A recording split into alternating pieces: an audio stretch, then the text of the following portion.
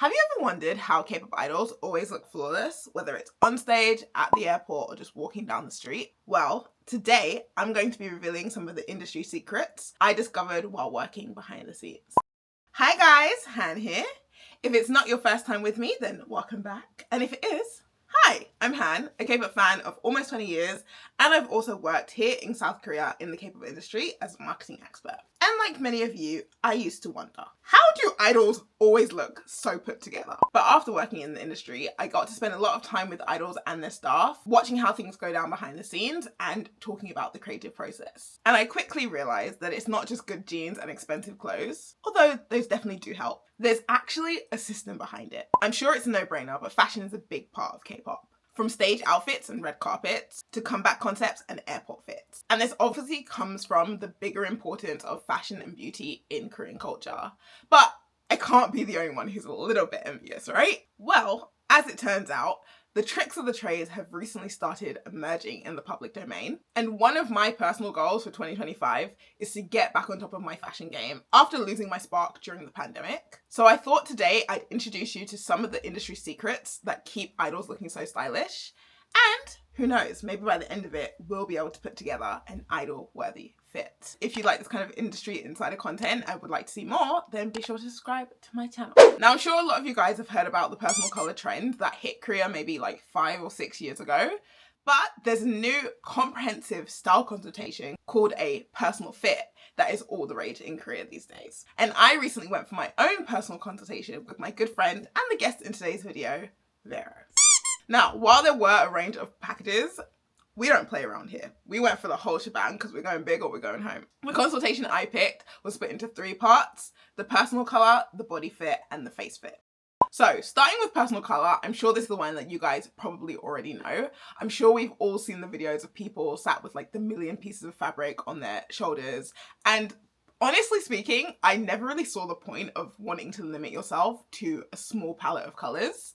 And I kind of went into this a little bit skeptical until I did it myself. Basically how it works is that a specialist is going to analyze your skin, hair, and eye color, splitting you into warm or cool, each of which is then made up of 2 seasons.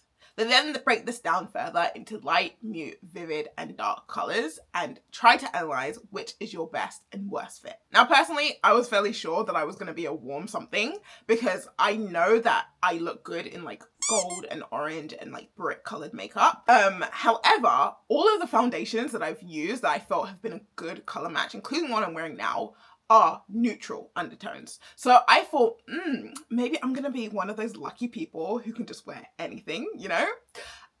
Not quite. As it turns out, while my skin is in fact on the warm side, my hair and my eyes are actually cool toned. So that's the reason why when I wear a neutral foundation, it looks the best, because it balances out the contrast. But in reality, when the cooler colors were placed near my face, I was low-key shook by how much they washed me out. Like, especially if you look at my cheeks and lips, they look so grey.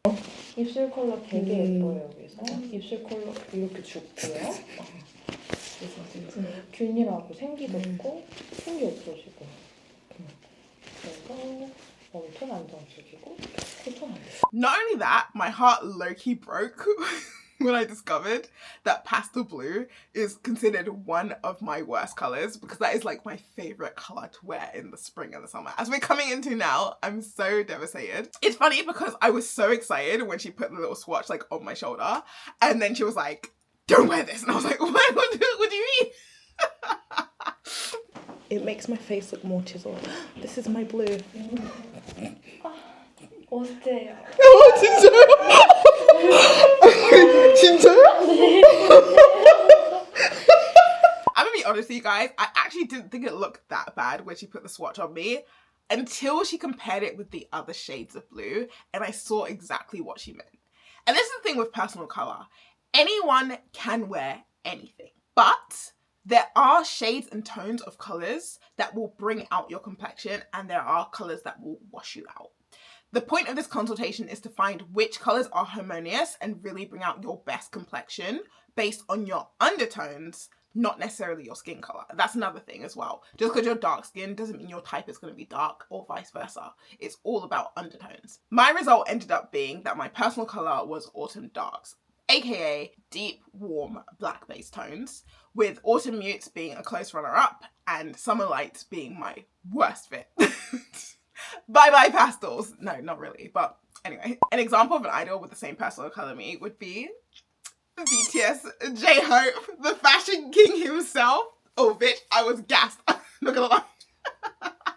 And honestly, you can see how this is becoming more used in his recent style because fans have already been talking about how he's been wearing so many like deep chocolate browns and dark dirty denim, and it just looks so good on him. There's a reason why he's always had like chestnut or warm colored hair throughout their career as well. Like, when have you ever seen Hobie with blue hair? You know what I mean? There's a reason. There's a logic behind it, guys. But while I might have the same personal color as the Style King himself, I in fact do not have the same budget.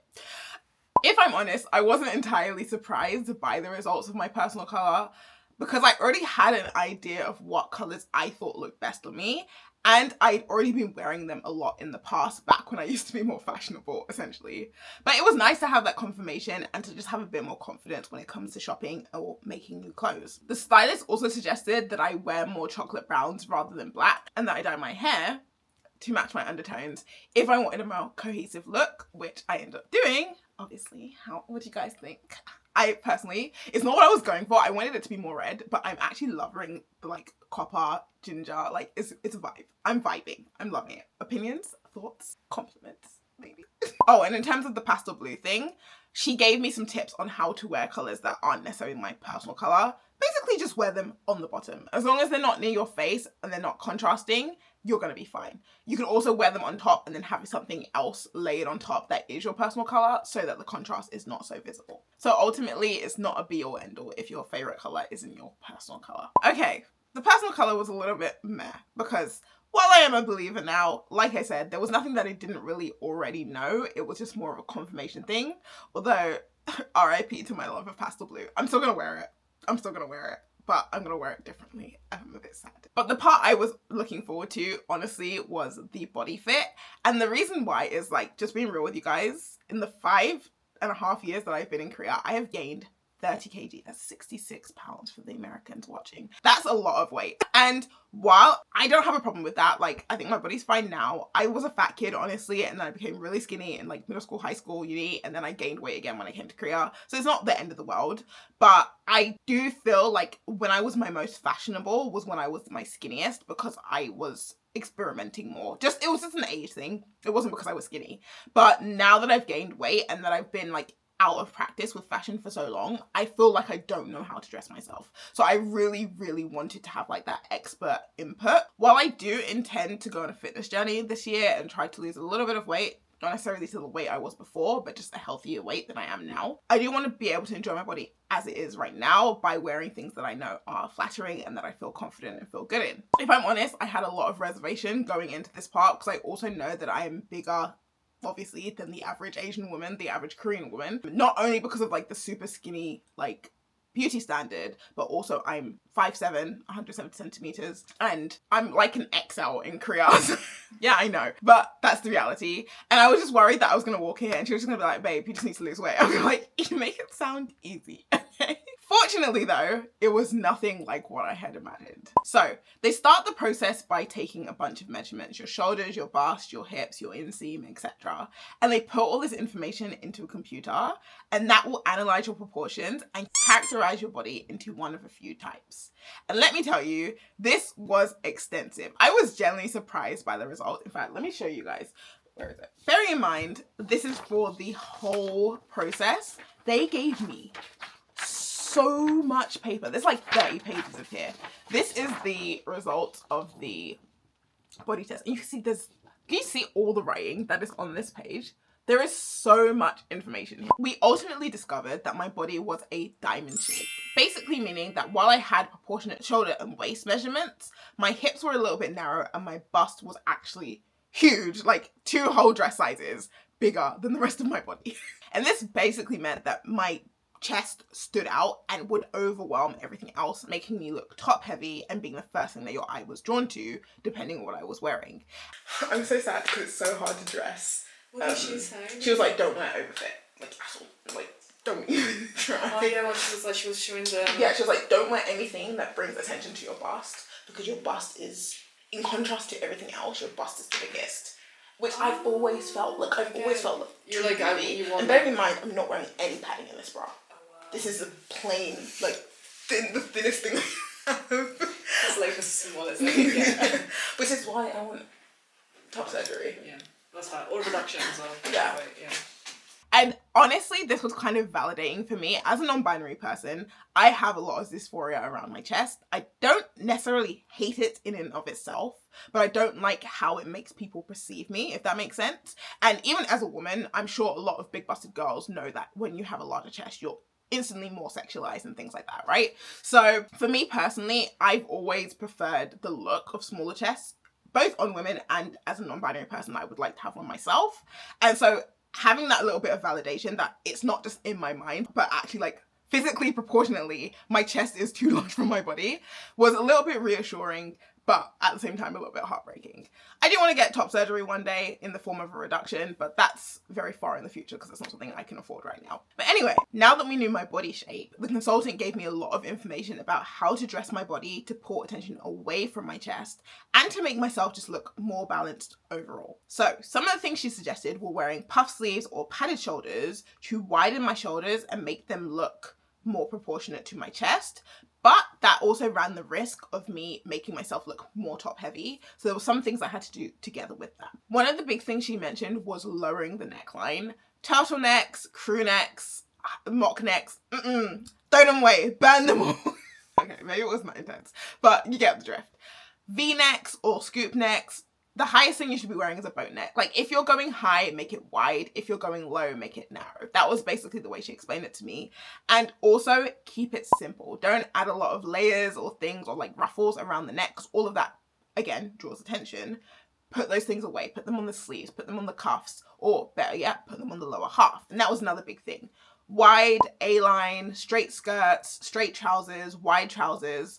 Nothing that was tight on the hips because that would show how small my hips were. So for me personally, pencil skirts are not it. A straight skirt would be okay. A A-line skirt or a skater skirt would be the most ideal. And likewise with trousers. Skinny jeans, you ain't gonna see me in one of those. And also, one thing that I found very shocking was something that I kind of knew intuitively, but I had the complete wrong reasoning.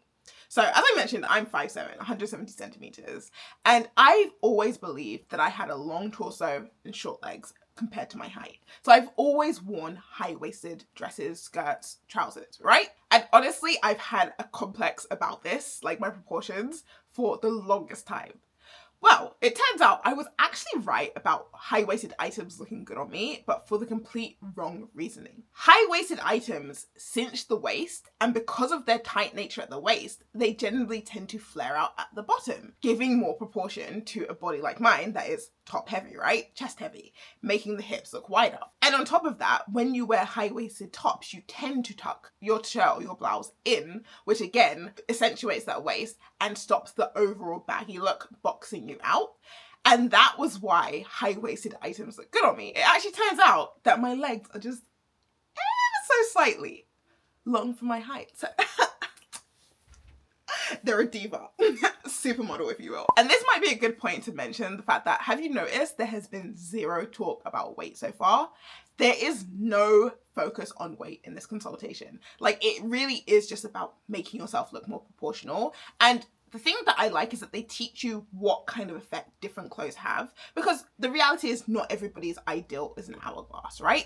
For me personally, I don't want my hips to look much wider than they are, but I do want my bust to look smaller. So that's gonna make a difference on how wide I go with my bottoms, but I can still get both the results I want because I know what the clothes I'm wearing will change in the perception. And on top of that, if I'm honest, Korean beauty standards have really changed in the recent years. While things used to be focused on just being as skinny as possible, these days people are actually more interested. Oh yeah.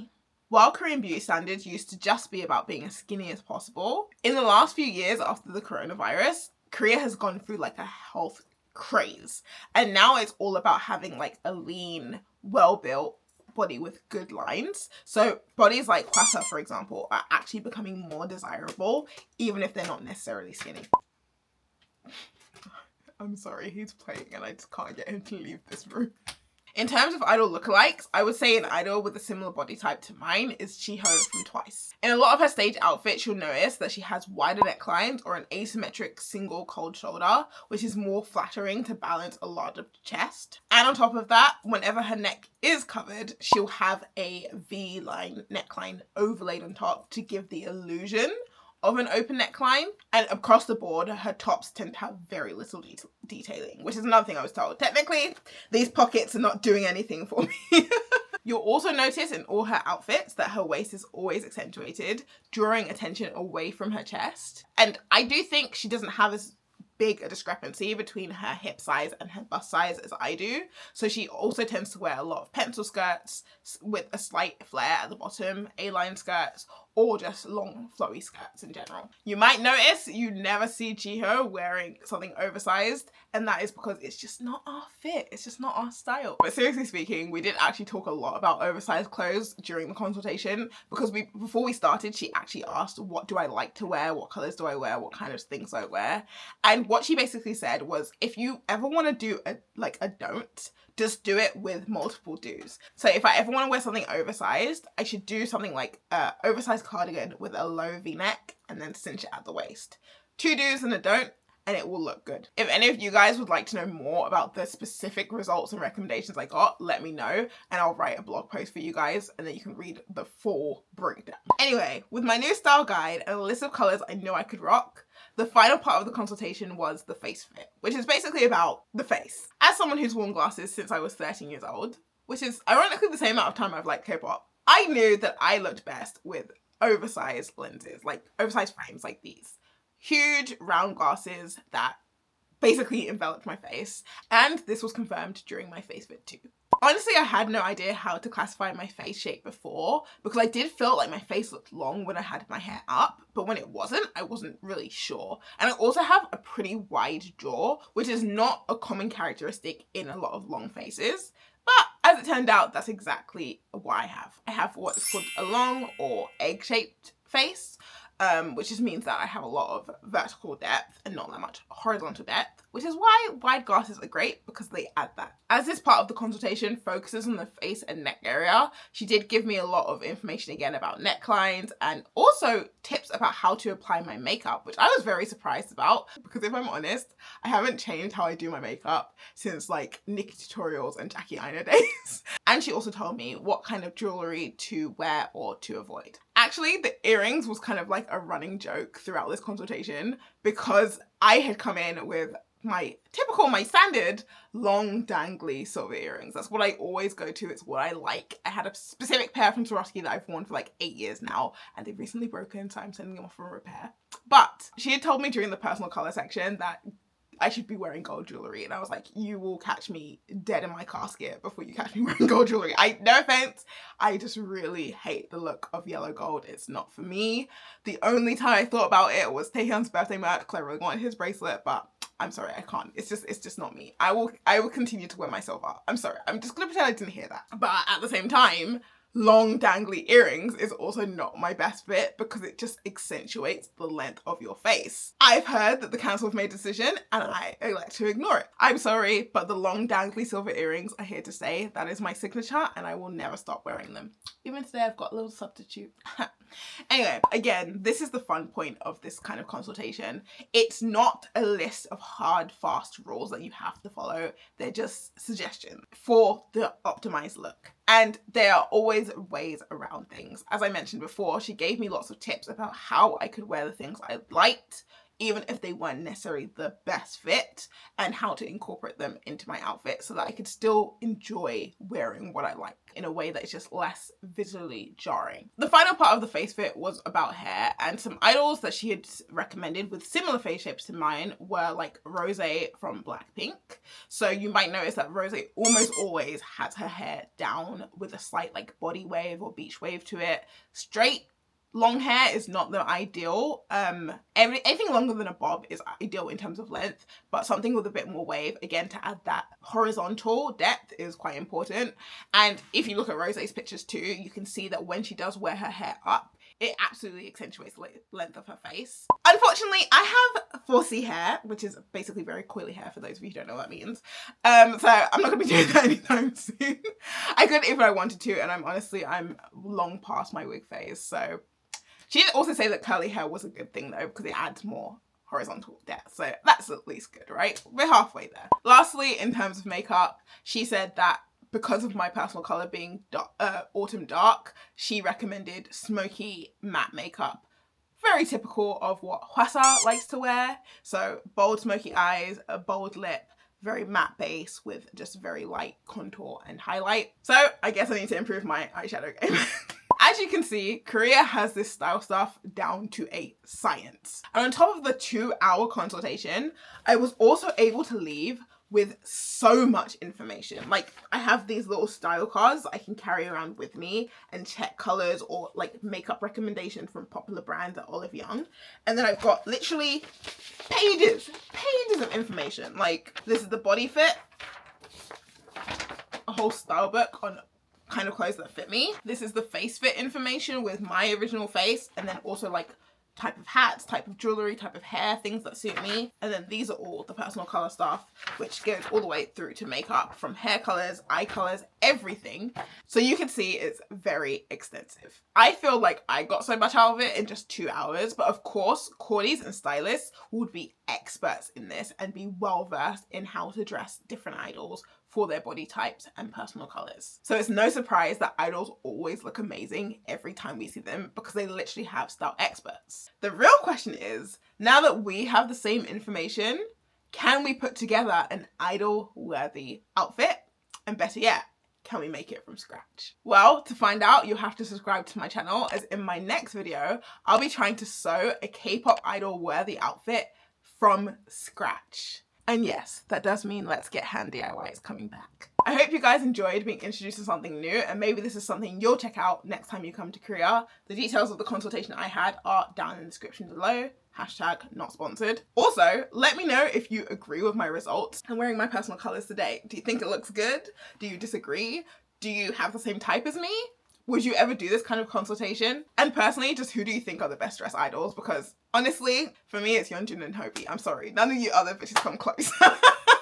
Let me know down in the comments. Anyway, for more explorative experiences and daily vlogs, you can check out these 2 videos here. Otherwise, this has been Han from the Haniverse. Thanks for stopping by.